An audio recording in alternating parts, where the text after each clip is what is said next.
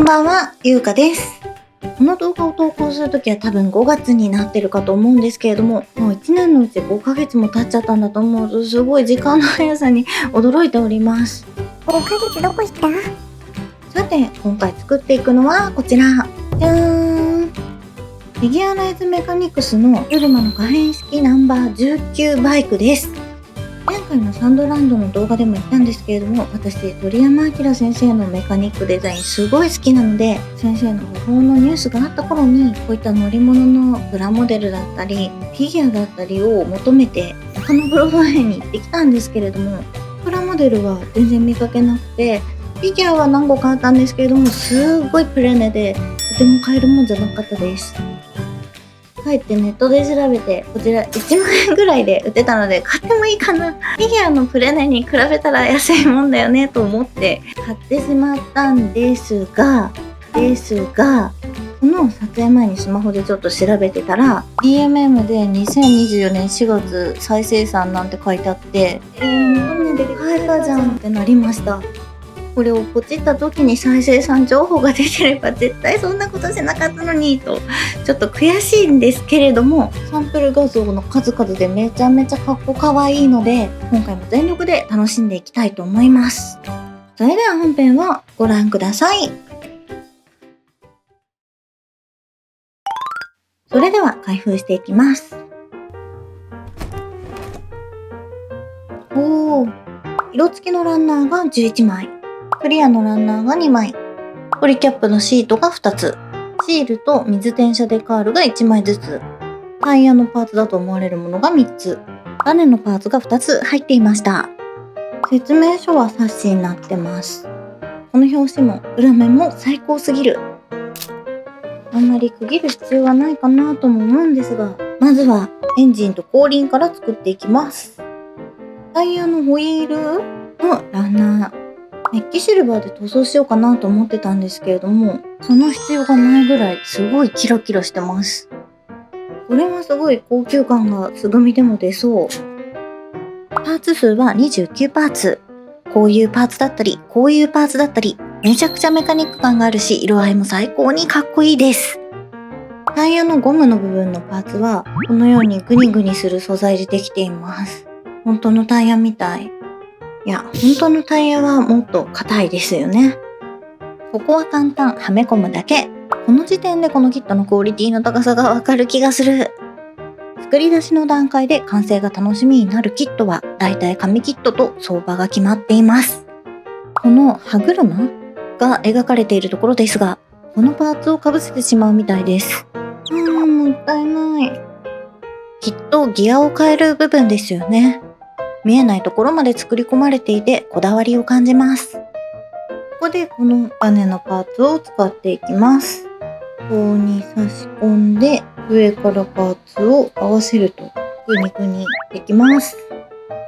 バイクは自動車と比べてこういうメカニックなパーツが露出しているところがかっこいいですよね。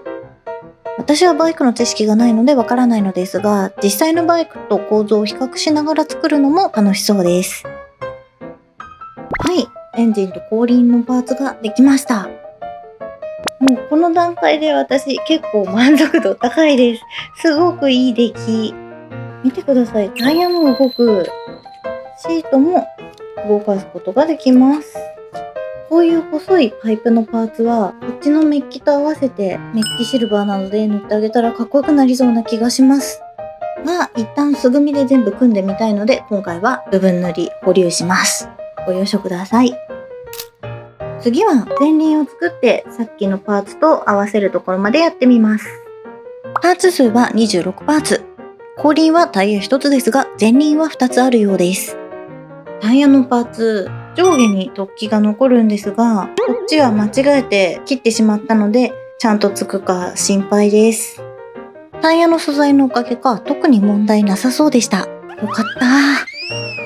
前輪は可変ギミックがあるので見た目よりパーツが多く感じます。タイヤが2つあるデザインってすごくユニークですよね。前輪のタイヤ部分ができたので、先ほどの本体の方につけていきます。可変するためのアームのような形状のパーツで本体とつなぎます。この2つはくっついたりはしないのかな。で、両方クッと曲げて、あ、わかった。もしかしてここのくぼみに入れるんだ。私って天才くらいのテンションですが、普通に図面に書いてありました。透明のスタンドがついてたので載せておきます。はい、バイクの前輪と後輪をくっつけるところまでできました。後輪は1つのタイヤなんですけど、前輪の方は2つのタイヤなので、こう真ん中に分かれ目があります。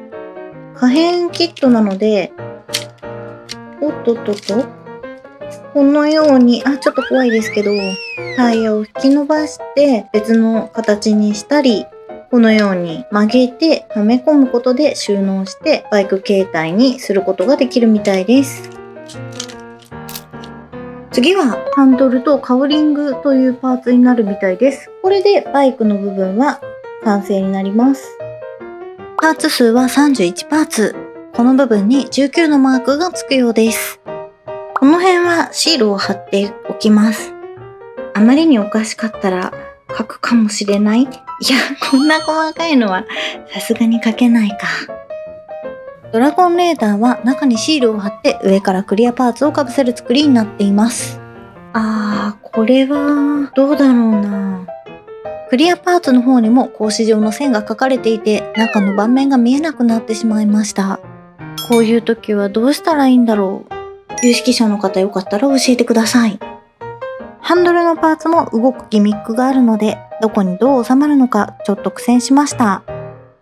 19のマークはデカールを貼るか悩みましたが、塗装をしたくなる可能性があるため、まずはシールを貼って様子を見ることにしました。ヘッドライトもドラゴンレーダーと同じくシールを貼ってからクリアパーツをかぶせます。これはいい感じ。それぞれのパーツを本体につけたら、はい、バイクが完成しました。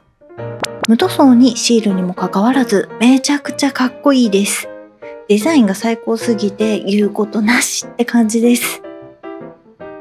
クリアパーツ越しにしっかり中のレーダーなどが見えるのも萌えだなぁと思います。この後この上にブルマが乗るんですけれども、この時点で買ってよかったなっていう気持ちしかありません。ほんと大満足。最後にブルマを作って乗せていきます。パーツは全部で40パーツ。髪の毛のパーツが結構細かく分かれています。パーツの二度切りが終わったところなんですが、今約0時、隣のお宅から寝息が聞こえてますので、今日は一旦ここで区切って別の日にブルマの組み立てはやっていきます。おやすみなさい。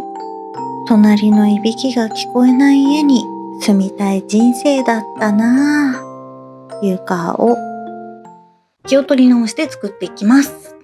紫のパーツ、白のパーツの上に顔をかぶせるとこうなる。目にモールドがしっかりあるので筆塗りでも塗り分けできそうな気がします。シールで目玉の種類が3種類あるので一番上のシールを貼っておきます。あらかわいい。ブルマの髪色は水色かもっと薄い紫のイメージでしたが、この髪色もありですね。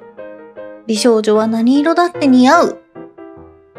ポニーテール動かすことができるようになってるんですね。停車している時、走っている時みたいな。ボディのパーツは各部位前後で2つに分かれているものを組み合わせる作りでした。ゴーグルもこのガラス部分、クリアパーツをはめる作りになってます。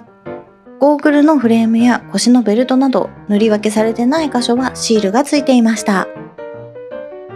これはいいお尻、いいアングル。足のパーツを本体につけたら、はい、ブルマは組み上がりました。空中椅子状態なので少し変な感じがしますが、スタイルも抜群ですごいよくできてるなぁと思います。こういうね、体のディティールはもちろんなんですけれども、服のこういったシワだとか、そういうところもよくできています。そして何よりね、顔もすごく可愛いです。どちらもできたので乗せて完成見たいと思います。バイクに乗ったことがないんで、どこがどうなるんだろう。ここが足置きなのかな。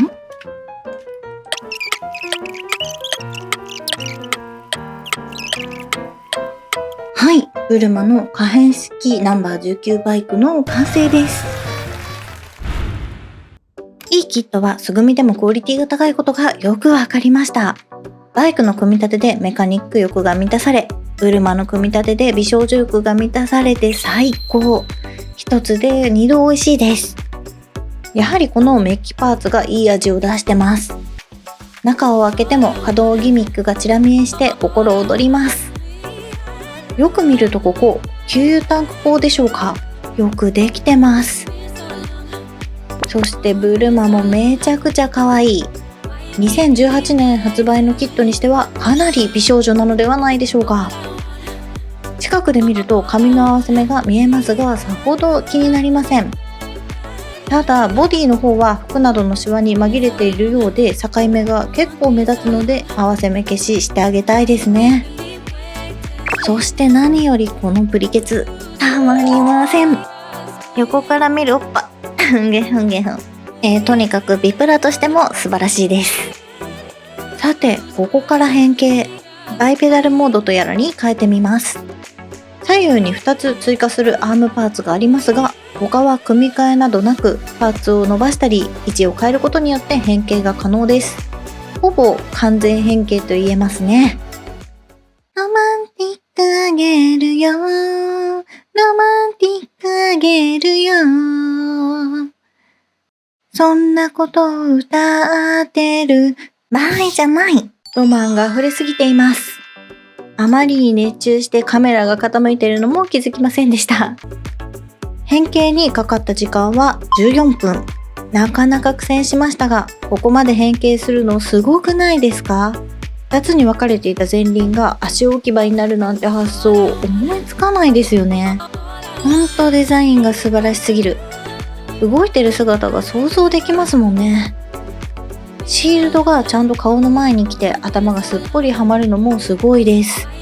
後ろ姿にバイクの名残がありますが、全く違うメカみたいです。一応自立できますが不安定なので付属スタンドをつけた方が安心です。ここからさらに変形。次はトライクモードにしてみます。ここは先ほどよりも大きな変形はないので7分半で済みました。さっきの変形の時もそうですが、ブルマの腕とズボン部分は形態によって差し替えが必要です。完全変形のキットは初めてだったのですが、パーツをくるっとさせてはめ込みの突起が出てきたりして、忍者屋敷みたいでとても楽しかったです。スタンドが後ろにつくのですが、本体の方の重さに引っ張られてしまうので、先ほどの形態よりも不安定です。こちらは車椅子のような形で先ほどよりはバイクっぽさを感じます。このデザインもまた独特ですよね。簡単に組み立てができて3パターンの変形も楽しめる素晴らしい商品の一言です。また再販されることがあればぜひご購入されることを全力でお勧めします。というわけで今回はブルマの可変式ナンバー19バイクを作りました。ほんとかわいいな。これ早く塗装したい。私のチャンネルに登録してくださってる方はガンプラ好きな人が多いかなと思うんですけれども、前回今回と鳥山明先生の作品が続いておりますが、楽しんでくださっていらっしゃいますでしょうか。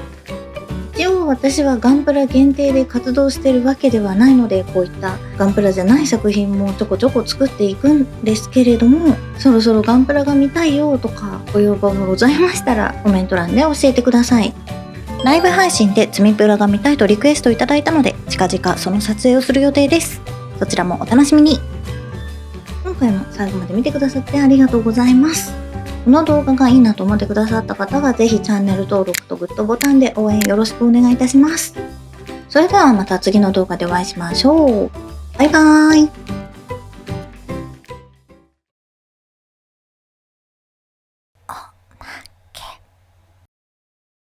私の好きなラーメン、エビそば一元。エビの旨味が詰まった濃厚なスープが最高なんです。台湾や香港にも店舗があるそうですよ。ちょっと前の動画なので私の髪色明るいですが、このぐらいの色に戻そうかな。